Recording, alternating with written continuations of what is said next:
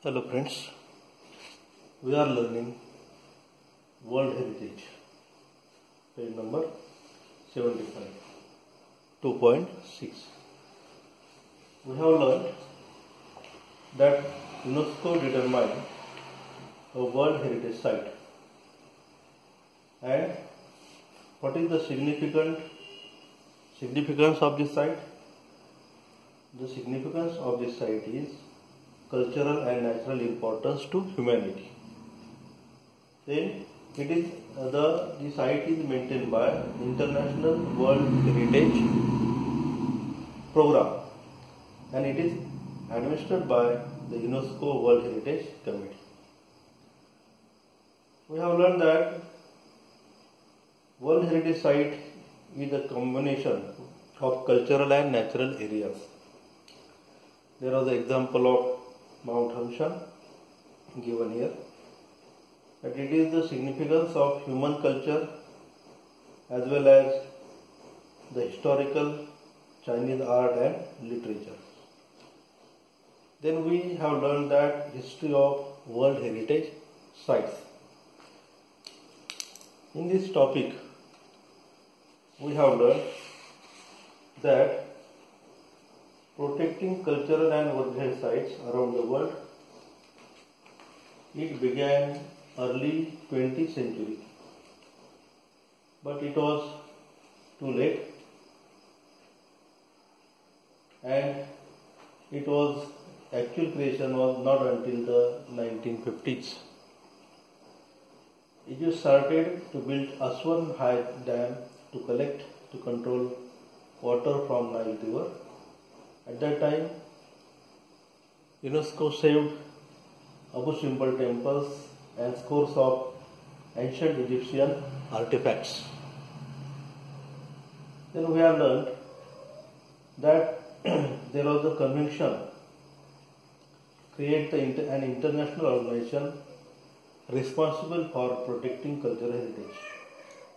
In shortly thereafter, in 1965, there was a White House conference in United States called for a World Heritage Trust, and it is to protect world significant natural and scenic sites.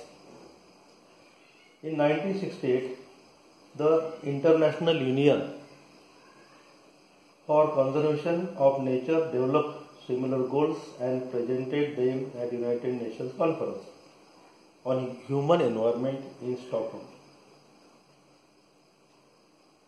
Following the presentation of goals, the Convention concerning protection of world cultural and natural heritage was adopted by UNESCO's General Conference on November 16, 1972. We learned in history of World Heritage Sites, and second, we have learned about World Heritage Committee. What did we learn in it? We learned that World Heritage Committee is a main group responsible for establishing which sites will be listed as a UNESCO World Heritage Site. Then there are representatives from 21 states parties, and it is elected for 6-year terms by the World Heritage Centers Generally Assembly. Then state parties are then responsible to identify and nominating new sites within their territory to be considered for inclusion on the World Heritage list. This all information we have taken in these two topics. First is World Heritage, the story of World Heritage Sites, and second is the World Heritage Committee. Now we are going to learn becoming a World Heritage Site. I am going to read the passage. There are 5 steps in becoming a World Heritage Site. The first of which is for a country which or state party to take an inventory of its significant cultural and natural sites. This is called the tentative list, and it is important because nominations to the World Heritage List will not be considered unless the nominated site was first included on the tentative list. Next, countries are then able to select sites for their tentative list to be included on the nomination file. The third step is to review of the nomination file by two advisory bodies consisting of the International Council of the Monument and Sites and the World Conservation Union, who then make a recommendation to the World Heritage Committee. The World Heritage Committee meets once a year to review these recommendations and decide which sites will be added to the World Heritage List. The final step in becoming a World Heritage Site is determining whether or not a nominated site meets at least one of the 10 selection criteria.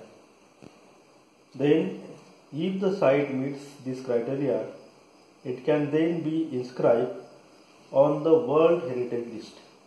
Once a site goes through this process and is chosen, it remains the property of country on whose territory it sits, but it also becomes considered within the international community. Now, we are learning becoming a World Heritage Site. Now, we will learn the explanation in next video.